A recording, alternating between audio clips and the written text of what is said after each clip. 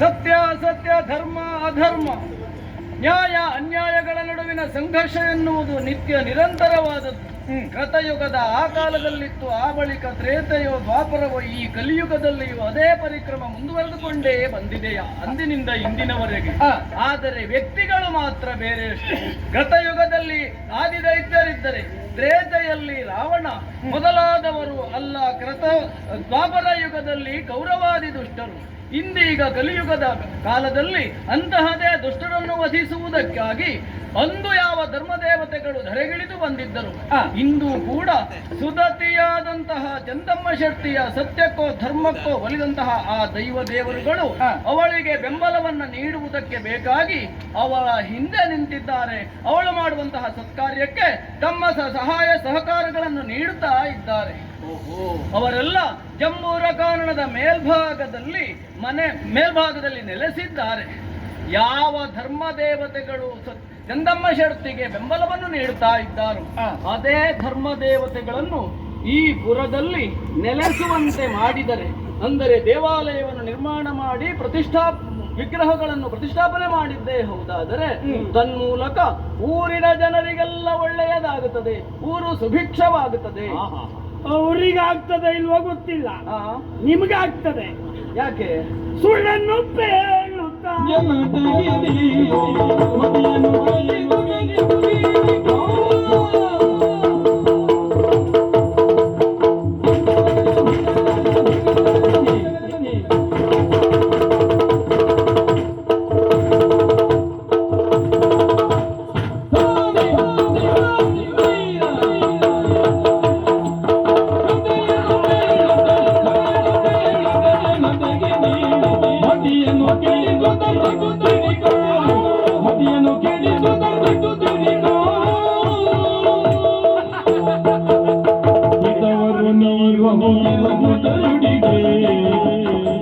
ಹಿತವರು ನುಡಿದೆ ಚ್ಯುತಿಯನ್ನು ತಯನಿರಿ ಒಲಿಸಿ ಬಿಡದೆ, ಚ್ಯುತಿಯ ಜೊತೆಯೊಂದಿಗೆ ಒಲಿಸಿ ಬಿಡದೆ.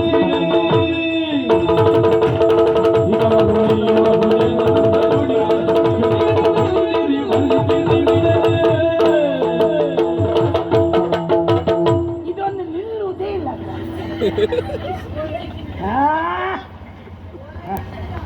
ಏನು ಮಾಡಿ ಸಾಯುವ. ಅದ್ಭುತ ಕಥೆ ಹೇಳಿದ್ರಿ. ಸಂತೋಷ ಆಯ್ತು ನಿನಗೆ? ನನಗೆ ಸಂತೋಷದ್ದಲ್ಲ, ಮತ್ತೆ ಆಶ್ಚರ್ಯ ಆಯ್ತು. ಯಾಕೆ? 5 ಗಳಿಗೆ ನೀವು ಕತೆ ಹೇಳಿದ್ದೀರಿ. ಈಗ ಹೌದು, ಪುರಾಣದ ಕತೆ. ಈಗ ಪರಿಸ್ಥಿತಿ ಎಲ್ಲಿ ಬಂದಿದೆ ಗೊತ್ತಾ? ಎಲ್ಲಿಗೆ? ಪುರಾಣದ ಕತೆ ಶುರು ಮಾಡಿದ್ರೆ ಸೈ ಎಳ ಮನೆಗೆ ಹೋಗುವ, ಇದು ಅಜ್ಜಿ ಕತೆ ಅಂತ ಹೇಳುವವರು ಹೆಚ್ಚು.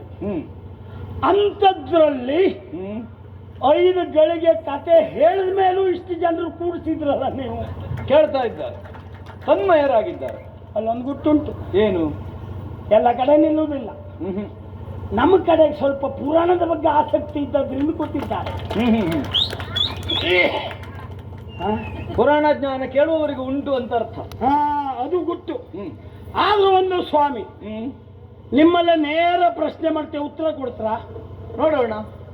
ಚಂದಮ್ಮ ಶೆಟ್ಟಿಗೆ ದೈವದೇವರುಗಳ ಸಹಾಯ ಉಂಟು, ಹೌದು ಅಂತ. ಆದ್ರೆ ಅವಳಿಗೆ ಕಷ್ಟ ಬಂದದ್ದು ಯಾಕೆ? ಕಷ್ಟ ಕೆಲವೊಮ್ಮೆ ಬರ್ತದೆ. ಅದಕ್ಕೂ ದುಷ್ಟರಿಗೆ ಕಷ್ಟ ಬರುವುದು ಶಿಕ್ಷೆಯ ರೂಪದಲ್ಲಿ, ಆದರೆ ಶಿಷ್ಟರಿಗೆ ಕಷ್ಟ ಬರುವಂತಹದ್ದು ಪರೀಕ್ಷೆಯ ರೂಪದಲ್ಲಿ. ಅಂದ್ರೆ ಕಬ್ಬನ್ನು ಹಿಂಡಿದಾಗ ಮಾತ್ರ ಸಿಹಿಯಾದ ರಸ ದೊರೆಯುವುದು.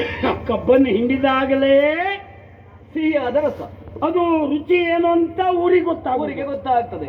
ಹಾಗೆಯೇ ಗಂಧವನ್ನು ಸರಿಯಾಗಿ ತೆಗೆದಾಗ ಅದರ ನಿಜವಾದ ಸುಗಂಧ ಏನು ಎನ್ನುವುದು ಜನಕ್ಕೆ ಗೊತ್ತಾಗುವಂತಹದ್ದು. ಹಾಗಾಗಿ ಚಂದಮ್ಮ ಶೆಟ್ಟಿ ಕಷ್ಟ ಬಂತು. ಅವಳೇನು ಅನ್ನುವುದು ಗೊತ್ತಾಯ್ತಲ್ಲ ಈಗ. ಪಾಪ ಪ್ರತಿಬಿಂಬ ಪ್ರಪಂಚ ಗೊತ್ತಾಯ್ತು. ಹೌದು.